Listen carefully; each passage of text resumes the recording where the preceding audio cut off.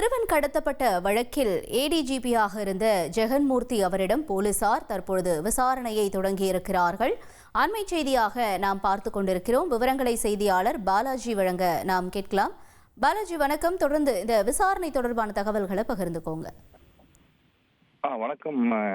திருவள்ளூர் மாவட்டம் திருவிழாங்காடு அருகே சிறுவன் கடத்தப்பட்ட வழக்கில் தற்போது நேற்று இரவு முதல் ஏடிஜிபி ஜெயராமனை கைது செய்து தொடர் இரவு முதல் விசாரணை செய்து வந்த காவல்துறையினர் தற்போது புரட்சி பாரத கட்சியின் தலைவரும் கேவிக்குப்பம் சட்டமன்ற உறுப்பினருமான ஜெகன்மூர்த்தி அவர்களை தற்போது திருவிழாங்காடு காவல் நிலையத்தில் ஆஜராகி இருக்கிறார்.